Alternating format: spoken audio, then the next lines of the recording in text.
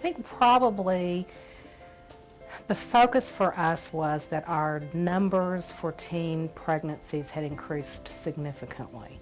And we lost a program that we had previously had.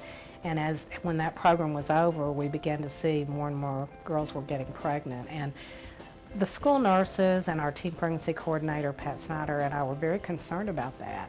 And we weren't really sure what the best avenue to take to implement some new curriculum was going to be. And our School Health Advisory Council at the time was small. We really didn't have a lot of parents, and we struggled intensely with trying to figure out the best way to go about making that recommendation. We actually had a superintendent at the time who was very pro, let's do something about this teen pregnancy issue. So he had that concern. So over a period of time, as we dialogued among ourselves on the School Health Advisory Council, we were advised to come up with a community assessment survey. And so we looked around at what some other school districts, not in the state of Texas, but other school districts had done, and we found a survey that we thought was palatable. We made some changes to that to figure out what did we want to know? What did we want to know from the community? And that took time too, because you're working with lots of different people who have different jobs, and the amount of time that we could spend was a challenge.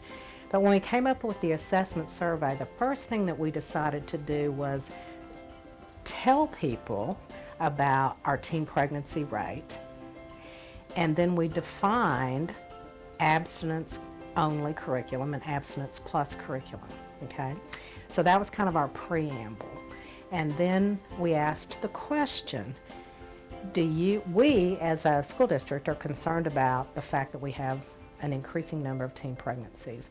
Are you, as the community and parents and guardians, concerned about that as well? And if you are, do you want help with that? And we were fully prepared for the fact that the answer could be no. We were really stunned that the answer was yes, and that people really bought into the concept of abstinence plus programming or curriculum. The other thing that we did was we were very, very transparent about everything that we did. Our SHAC meetings are open public meetings, and we advertised that we were having it. We invited people to come and sit down and be with us as we went through the process of making decisions. And we courted the media, and we had lots of information out there about what we were doing.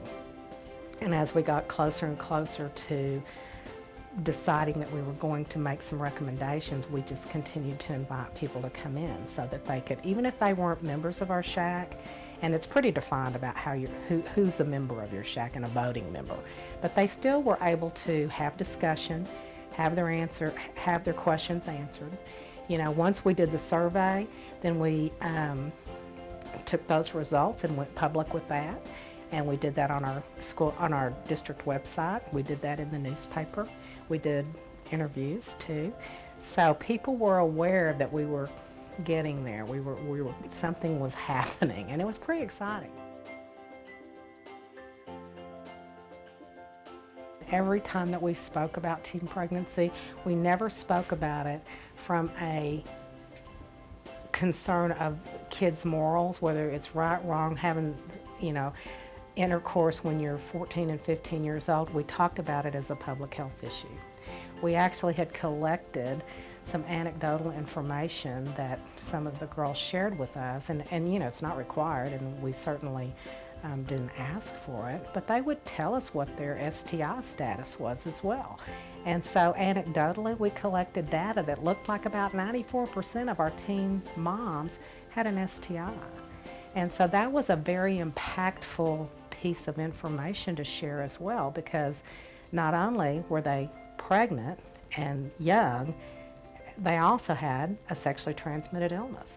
So, from a public health standpoint, that's the way that we approached it, not from a morality standpoint.